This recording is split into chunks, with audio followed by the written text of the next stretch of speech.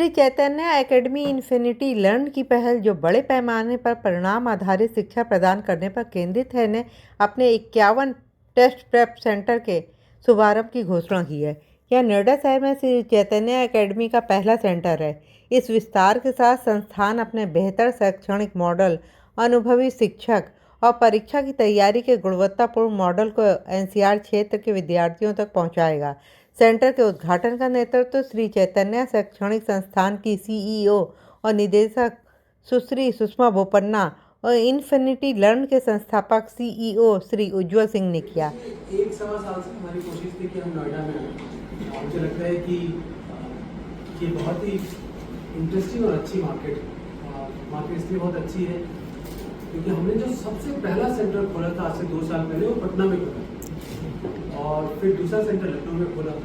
जब हमने वहाँ पे बातचीत की तो अधिकतर लोग जो बिहार और यूपी से हैं वो इस साइड ऑफ दी टाउन में आके रहना चाहते हैं और यहीं पे नौकरी करते हैं और बहुत हद तक काम करते हैं। मुझे लगता है कि जो इम्पॉर्टेंट एक सब्जेक्ट है और वो बच्चों को एक सही राह पे लेके जाते हैं।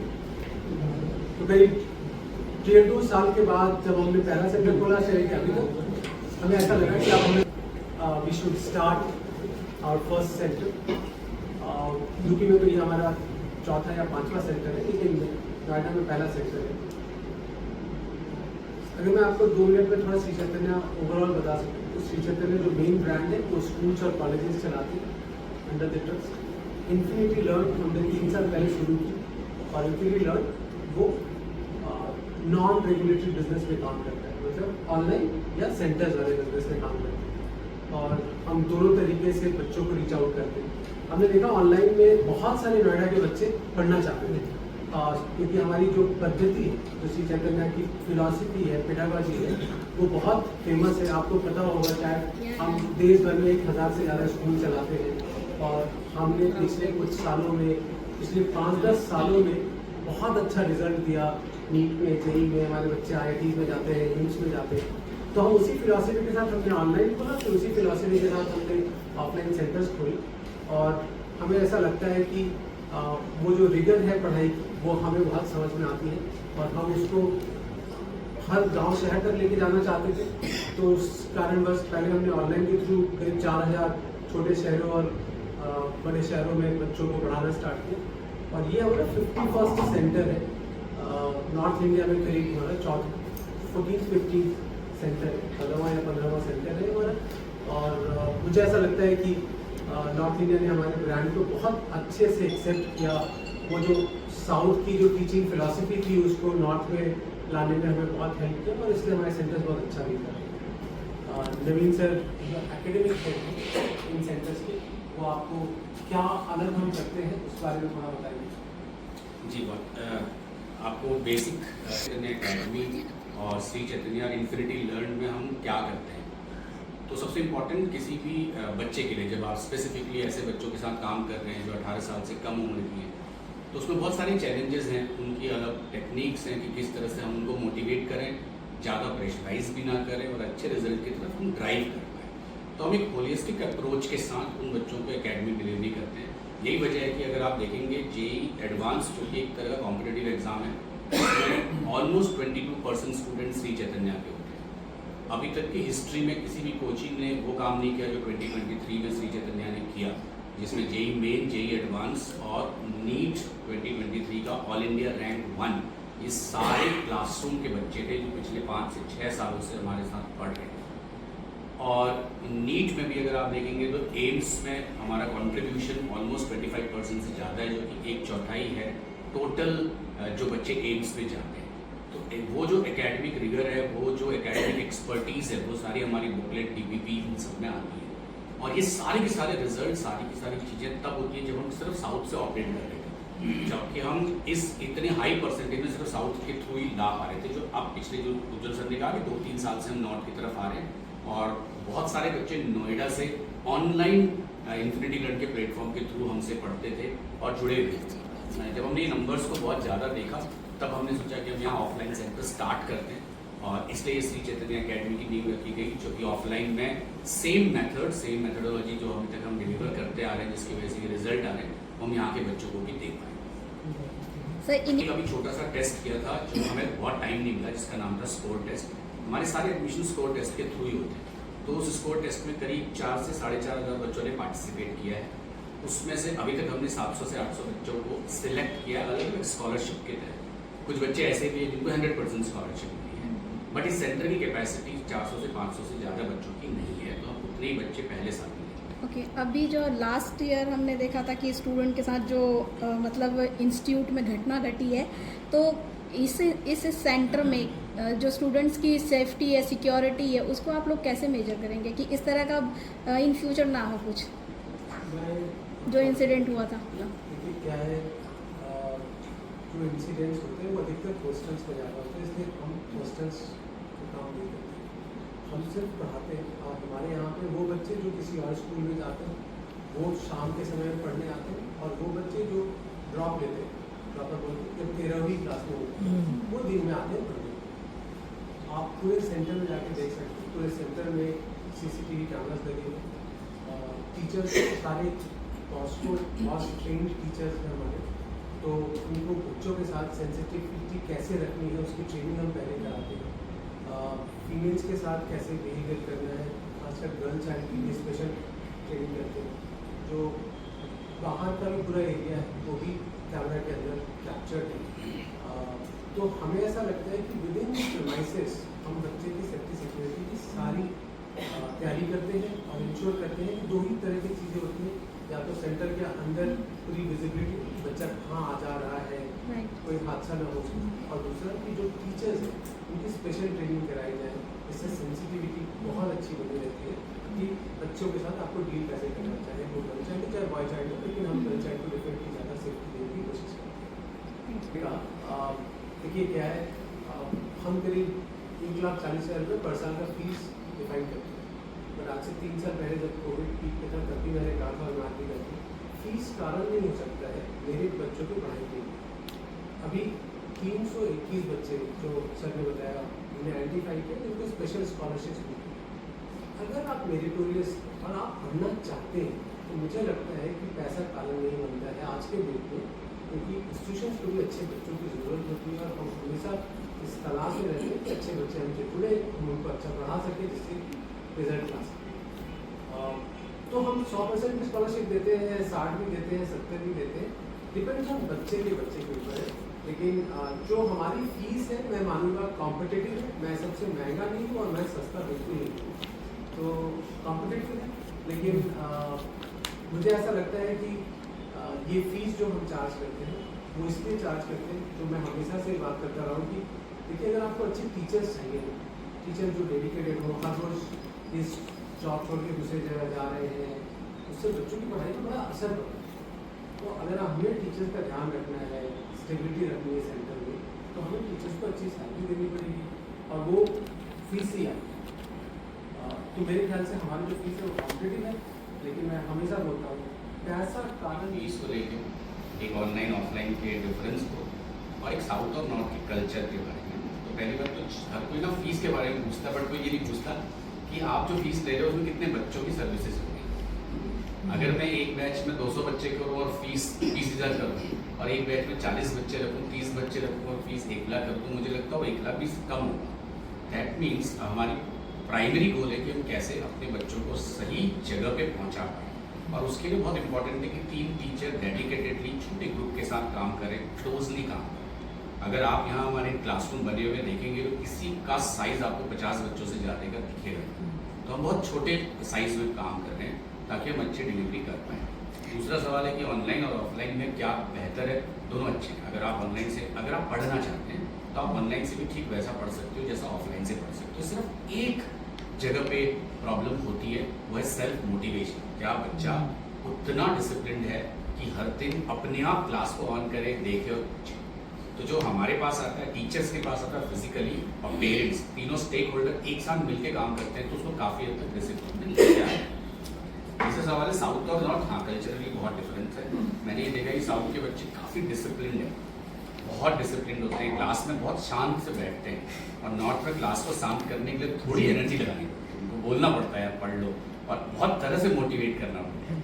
तो वो हमें पता है, और उसी हिसाब से हम प्रिपेयर भी कर रहे हैं खुद को कि कैसे इन बच्चों को मोटिवेट करें और इनकी एनर्जी को सही डायरेक्शन में लेके आएं। तो सर नए सेंटर में क्या आधुनिक सुविधाएं हैं? मैम हर तरह की है। पहला सुविधा ये है कि बैच साइज काफ़ी छोटे हैं। दूसरा ये है कि बच्चे जब ऑनलाइन पढ़ते हैं तो उसके साथ साथ हम उन्हें एक ऐप की एक्सेस देते हैं जिसका नाम है मेटा ऐप, जो बहुत फेमस है इन्फिनिटी लर्न। तो उसमें ना सारे लेक्चर्स हैं और अब बच्चे लेक्चर देखते नहीं है, हमें पता है, तो हमने वो लेक्चर ही देते हैं। हमने कहा तो 2 घंटे का तो नहीं देखोगे, तो 10 मिनट का तो देख सकते हो। तो जैसे आज आपने एक लेक्चर पढ़ा 2 घंटे का और आपको पूरा लेक्चर समझ आए, आखिरी वाला पोर्शन समझ लिया है, तो वो छोटा सा 15 मिनट की वीडियो है, आप वो देख लो। आपने 15 मिनट का वीडियो देखा तो फिर उसके बाद उसी वीडियो की कुछ नोट्स आ जाएंगे, आप ये पढ़, एक पेज का, ज़्यादा देंगे तो फिर नहीं पढ़ते।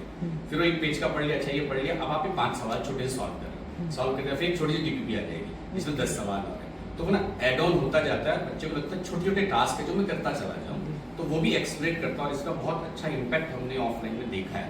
तो वो हम यहाँ पे इंट्रोड्यूस करेंगे और अपने सारे बच्चों को देंगे। Sir Shri Chaitanya school techno schools भी चलते हैं, तो वहाँ से ज़्यादा स्टूडेंट एकेडमी में लिए जाएंगे या बाहर दूसरे स्कूल से जो आ रहे हैं, कितनी परसेंटेज रहेगी? श्री चैतन्य टेक्नो स्कूल मुझे लगता है सेल्फ सफिशिएंट है, वहाँ पे अपनी तैयारी वो कराते हैं और स्कूल के साथ ही JEE नीट सब कुछ कवर करते हैं। उनका करिकुलम बहुत अलग है, वो बच्चे हमारे पास नहीं आते। जो बच्चे दूसरे स्कूलों के जिन्हें कोचिंग लेनी होती है, हम उन बच्चों को देते हैं। सर ऑफलाइन और ऑनलाइन में आपकी ज़्यादा किसमें डिमांड है और बहुत सारे खास स्पेशलाइज आपके हैं, किस क्षेत्र में सबसे ज़्यादा आपकी पकड़ है? ऑफलाइन में ऑनलाइन में किसकी ज़्यादा डिमांड है और कौन से सब्जेक्ट उसमें ज़्यादा आपकी डिमांड है? सर हम लोग सारे सब्जेक्ट को इंडिविजुअली नहीं पढ़ाते, सब एक साथ पढ़ाते हैं। जैसे अगर इंजीनियरिंग की तैयारी करें तो फिजिक्स केमिस्ट्री मैथ तीनों पढ़ाएंगे, अगर मेडिकल की तैयारी करें तो फिजिक्स केमिस्ट्री बायोलॉजी तीनों साथ पढ़ाते हैं। बट मुझे ऐसा लगता है कि आज के डेट में हम 51 सेंटर्स चला रहे हैं, तो अगर मैं सेंटर्स के पॉइंट ऑफ व्यू से बात करूँ तो नंबर ऑफ स्टूडेंट्स जो हम सेंटर्स में सर्व करते हैं ऑनलाइन में उससे बहुत ज़्यादा सर्व करते हैं आज के डेट। लेकिन अगर मैं श्री चैतन्य स्कूल्स को ऐड कर दूँ तो वहाँ हम करीब 10 लाख बच्चों को पढ़ाते हैं और अभी ऑनलाइन को भी वहाँ पहुँचने में टाइम लगेगा। तो वो एक 40 साल पुराना सिस्टम है, देश का सबसे बड़ा एजुकेशन सिस्टम है। इसलिए मैं कैसे कंपेयर करूँ, सिर्फ सेंटर से कंपेयर करूँ, तीनों अलग अलग चीज़ें हैं। जो बच्चे, हमारा उद्देश्य क्या है कि अगर आप स्कूल में पढ़ना चाहते हो आप हमारे स्कूल में, आप किसी और स्कूल में पढ़ना चाहते हो और शाम को ऑफलाइन में पढ़ना चाहते हो आप यहाँ। अगर आपके पास ऑप्शन नहीं है, आप ऑनलाइन पढ़ना चाहते हो तो आपने घर बैठे ऑनलाइन पढ़ सकते हो। तो तीनों सुविधाएं अवेलेबल है सिस्टम के अंदर और पहला वाला तो बहुत बड़ा है और 10 लाख से ज़्यादा बच्चे वहाँ पढ़ाई करते हैं। बाकी दो लोग 3 साल पुराने हैं या 2 साल पुराने हैं, बट उसके हिसाब से अगर आप देखेंगे तो हम करीब 7 लाख बच्चों को ऑनलाइन में पढ़ाते हैं आज के डेट। और सेंटर्स तो अभी नए नए खुल रहे हैं, तो यहाँ भी करीब बहुत अच्छी संख्या में बच्चे पढ़ते हैं। सर बोर्ड एग्जाम पे ज़्यादा फोकस है या प्रतियोगी परीक्षाओं पे? ये प्रतियोगिता के लिए है, हाँ। लेकिन हम तैयारी जरूर कराते हैं। अच्छा, हम तैयारी जरूर कराते हैं, हमारे जो बच्चे पढ़ते हैं उसको हम 10th बोर्ड की भी तैयारी कराते ओके। हैं, लेकिन या 12th बोर्ड की भी हाँ। तैयारी कराते हैं। लेकिन हमारा उद्देश्य क्या है, हाँ। सक्सेस क्या है कि बच्चे को बोर्ड में 75% मार्क्स तभी वो चाहिए एडवांस। जी जी जी। लेकिन हमने अपने लिए जो बेंचमार्क सक्सेस की रखी है वो बोर्ड की नहीं रखी है, वो इंजीनियरिंग या मेडिकल में उनके अच्छे कॉलेज में जाने की जो वो है वो हमारा था। हमको ये समझ में आता है, हमारी पेरेंट कंपनी ने सालों से ये काम किया है, हमको ये समझ में आता है और हमें ऐसा लगता है कि हमको इसी में काम करना चाहिए और बहुत बड़ा काम है करने को। अभी तो हमने शुरुआत की। 2 या 3 चीज़ें, एक माइंडफुलनेस का प्रोग्राम होता है। माइंडफुलनेस का प्रोग्राम इसीलिए निकाला गया था और पिछले 3-4 सालों में ज़्यादा बढ़ाया गया है, सारे सेंटर्स में होता है आजकल, तो ऑनलाइन ऑफलाइन सब जगह पे हो रहा है।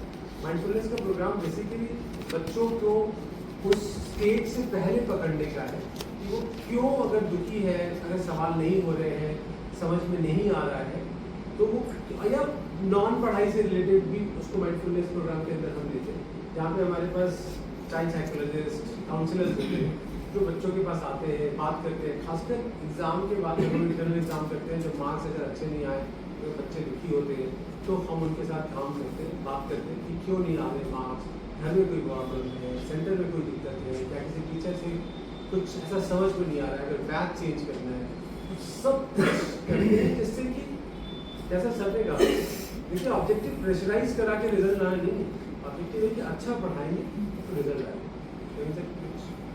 बिल्कुल जो आपने कहा वो एक लार्ज प्रॉब्लम है और बहुत अच्छा सवाल भी है, क्योंकि as a organisation as a teacher भी हम हमेशा टॉपर्स की बात करते हैं।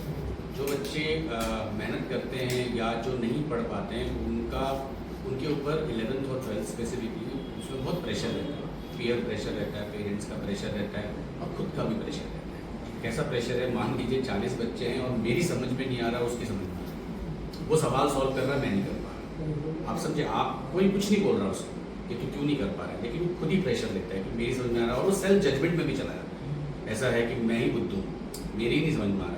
ये बहुत बड़ी प्रॉब्लम है। तो हम बहुत हद तक कोशिश करते हैं इसको हम टीचर्स के थ्रू, जो उनको पढ़ा रहे हैं उनके थ्रू कैसे हेल्प करें, क्या हम रेमेडियल क्लास दें। रेमेडियल देते वक्त भी हम सोचते हैं कि बच्चे को ऐसा फील ना हो कि उसको रेमेडियल दिया जा रहा है, तो हम एक जेनरिक रेमेडियल स्टार्ट करते हैं कि 2 क्लास चल रही होंगी, जिसको नहीं आप पढ़ना पा रहा है, जो दोबारा पढ़ना चाहते हो दोबारा पढ़ो। तो कितनी सॉफ्टली और कितने सही तरीके से हम कम्युनिकेट कर पाएँ कि उसे बुरा भी नहीं लगे और उसके अंदर ये फीलिंग ना आए कि मुझे देर में समझ में आ रहा है, और वो अपना बेस्ट दे पाए। भले ही टॉपर ना बने, लेकिन अगर उसका पोटेंशियल 10 में से 5 नंबरों का है, अगर वो 5 तक आ गया तो हमने अपना काम अच्छा किया। तो इसके ऊपर हम बहुत तरह के एक्सपेरिमेंट भी करते रहते हैं, कैसे हम उसको और अच्छा कर पाएँ। लेकिन ये लार्जर ऑडियंस की प्रॉब्लम है और इसका कोई एक सोल्यूशन हो नहीं सकता। ये कोशिश करने से ही होगा जो करते जा रहे हैं। तो सर किसका ये स्टूडेंट में खामियां देख रहे हैं या उनके पेरेंट्स में आप खामियां देख रहे हैं? देखिए सर, हम लोग किसी में खामी नहीं देखते। देखिए क्या है, हर बच्चा अपनी जर्नी में, हर बच्चा अपनी और हमें ये देखना है कि बच्चे की जर्नी कहाँ पे जाती है। मान लीजिए कि कोई एक बच्चा है जिसमें पोटेंशियल है, थोड़ा काम करेंगे तो हो सकता है IIT दिल्ली जाए, और थोड़ा दूसरा एक बच्चा है उसको 40 घंटे पढ़ाई करनी है, उसको खेलना भी है, उसको 40 शॉर्ट्स लेनी है, मणिपाल चला है। क्योंकि एक ही डेस्टिनेशन तो नहीं है ना, सबकी जीत का एक नंबर ही तो नहीं है, अलग अलग है। कोचिंग इंस्टीट्यूशन का क्या काम? कोचिंग इंस्टीट्यूशन का काम है कि मैं उस बच्चे को लूँ और उसके बेस्ट पोटेंशियल पर उसको बताऊँ। हमारी कोशिश हमेशा रहती है कि अगर हम बच्चों को तेई में बेस्ट लेके आ सकते, लेकिन अगर बच्चा हमें ऐसा लगे लेकिन मुझे यहाँ तक जाना, हम उसको वहाँ तक देखेंगे। ये हमारा उद्देश्य है। खामी निकालने से किसी भी सोसाइटी में, किसी में भी हम ये बोलेंगे वो ठीक नहीं, वो ठीक है, उससे कोई फायदा नहीं। हमारा उद्देश्य है बच्चे को बच्चे की जर्नी तक, उसकी बेस्ट पोटेंशियल। आप उसको स्पोर्ट्स के साथ अगर देखिए कि अगर मतलब कोई 100 मीटर रेस दौड़ना चाहता है, एथलीट बनना चाहता है, तो अगर वो पोटेंशियल होगा तो ओलंपिक्स तक जाएगा, थोड़ा कम पोटेंशियल होगा तो नेशनल्स करेगा, थोड़ा कम पोटेंशियल होगा तो स्टेट खेलेगा, थोड़ा कम पोटेंशियल होगा तो स्टेट खेलेगा।